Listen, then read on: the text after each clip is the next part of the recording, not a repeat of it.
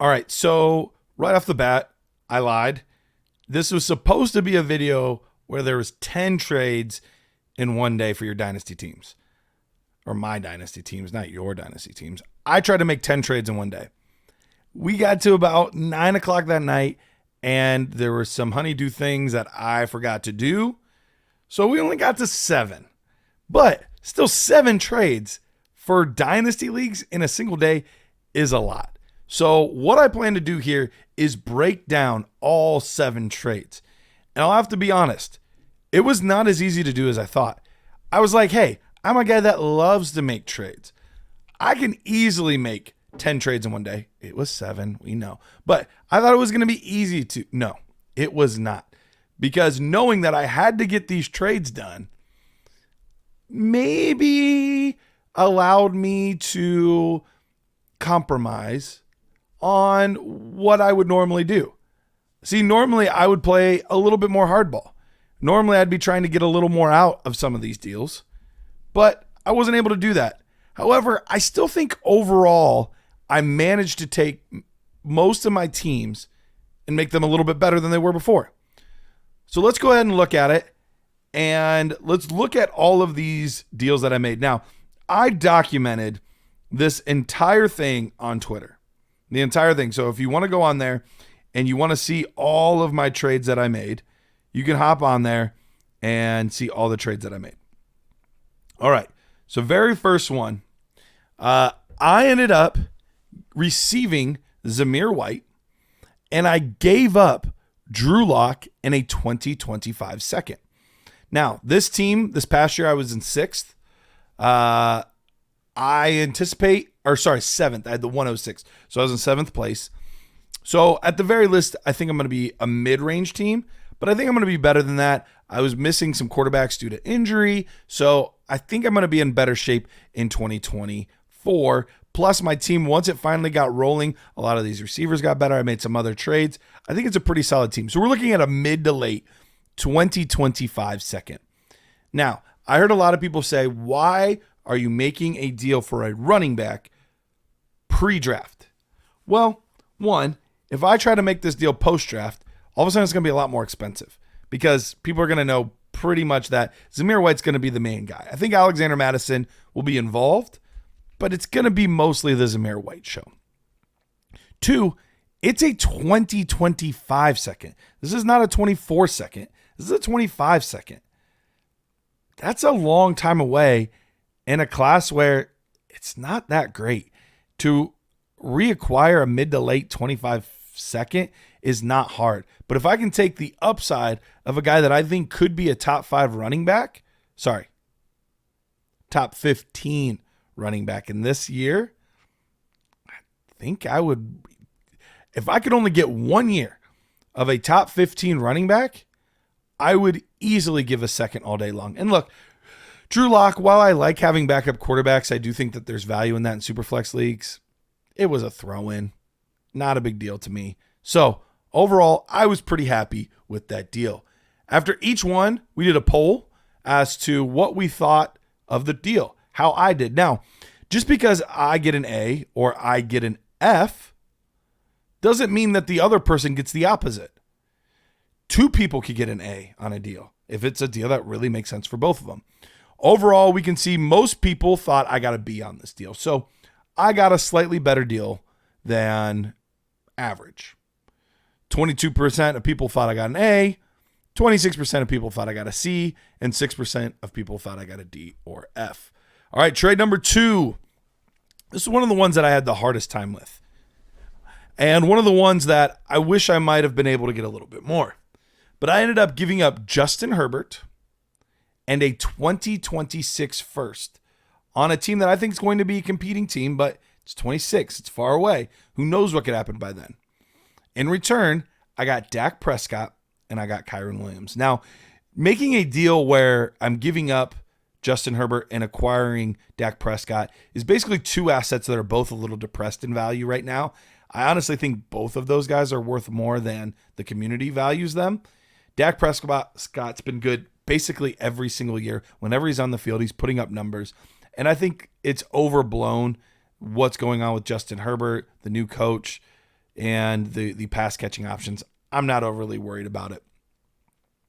But Kyren Williams was really the thing that sealed the deal for me. I really believe in Kyren. If I'm a team that I think is going to compete, which I am in this scenario, getting him was quite the nice plus.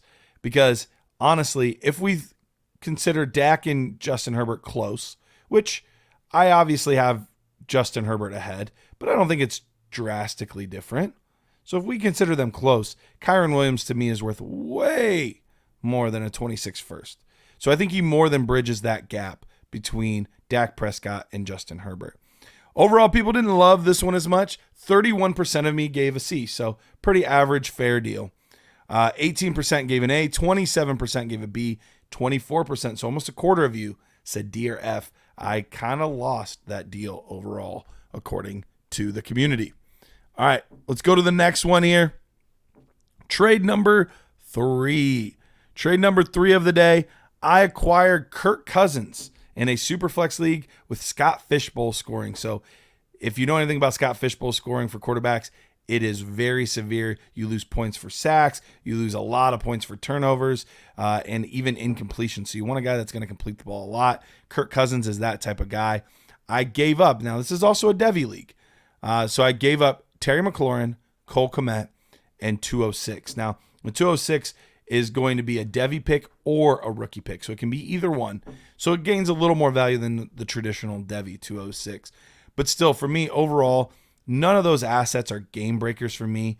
But having a solid quarterback in a Scott Fishbowl scoring Superflex league is an absolute must. So for me, I felt really good about that one. Overall, the community felt pretty similar to me. 38% say I got a B, so that was the most common response. 22% said an A. 24% said a C, and 16% said D or F, which very surprised that high of a number on D or F for that one. All right, next one. This is another win now team. Actually, it's the same one with the Dak Prescott deal that I made. I gave up 2-8 and a 2025 second. Got myself some Cooper Kupp. I don't think I have to explain this one a lot. He's a guy that maybe only has a year or two left, but in that year or two could absolutely still be a wide receiver 1. And you know what? Most people, they were with me on it. 39% said B, and 37% said I got an A. Only 5% say I got an F on that one. So overall, the community was with me. This is the kind of move you make when you're a contender. All right, number 5, trade number 5 here. I acquired Drake London and a 2024 207. So a second round pick, 7th pick of the second round, and Drake London. I gave up Deontay Johnson, which I didn't want to. He's a guy I like, but I had to get the deal done. A 25 first from my team, which I think overall I'm going to be a competing team, but it's hard to know because it's a startup draft. So this is our first year, so we'll have to see. That's the riskiest part of this. I also gave up 302 this year and a 3rd. So Drake London to me way outpaces Deontay Johnson. And even Deontay Johnson and the 1st, I'd still probably take Drake. Then I get the 207. I had to give up a 3rd to move from 302 to 207. Probably worth it, but we'll have to see when the tiers come out. Overall, was really happy about this one. And this was an A I got. Overall, 49% of people, almost half, said that I crushed this deal. We had 32% say I got a B, 14% say I got a C, and 5% said D or F. Now, this next deal, look, they can't all be big blockbuster deals. This one was pretty small, but it got my trade in. I acquired Desmond Ridder, and I gave up the 402. Now, this one was more or less, I need to get some trades done. The day's getting late. I got to make something happen. I don't hate it. I don't love it. And you guys feel the same. 25% say A, 29% say B, 24% say C, and 22% say D or F. So you guys pretty much agreed. Doesn't move the needle at all, so who really cares? Last but not least, trade number 7. I got Gus the Bus Edwards and Najee Harris. I really like Najee. I think he's going to be a great fit for what Arthur Smith does. And I think Gus is a really underrated guy right now that I wouldn't be surprised if he gets more carries than people are actually thinking he's going to get in LA. I gave up a 2025 first. Now, this is a contending team. I gave up a 25 first and a 25 third. For me, more than worth it to give up a third to get Edwards, more than worth it to give up a first to get Najee Harris. But you guys don't like Najee as much as I do. And that was reflected in the poll.